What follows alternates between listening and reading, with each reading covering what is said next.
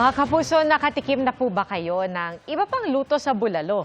Ang ilang bersyon kasi ng paboritong sabaw ng mga Pinoy, ibinida sa kauna-unahang Creative Bulalo Challenge sa Tagaytay. At nakatutok, si Katrina So.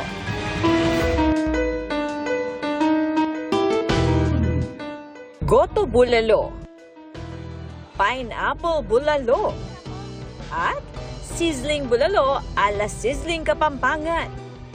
Ilan lang yan sa mga bersyon ng bulalo ng 15 restaurant na lumahok sa kauna-unahang Creative Bulalo Challenge sa Tagaytay.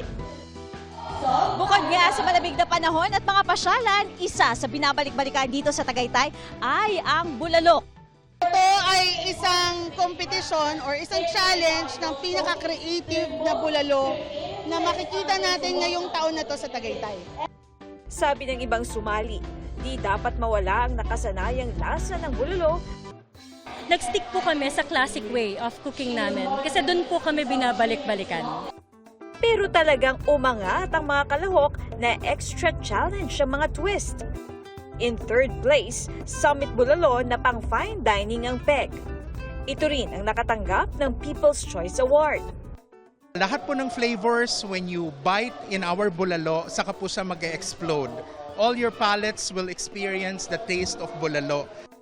Second place ang Flying Bulalo Pares. Ang kapares po lagi ng bulalo is either kanin or noodles. In-innovate namin na maging flying bulalo.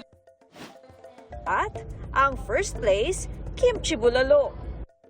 We have created the bulalo, a kimchi bulalo, inspired of the flavor of the Korean taste na gustong-gusto ng mga Pilipino. Para sa GMA Integrated News, Katrina Son, nakatutok 24 oras. Mga kapuso, patuloy na tumutok sa mga balita, mag-subscribe sa GMA Integrated News sa YouTube.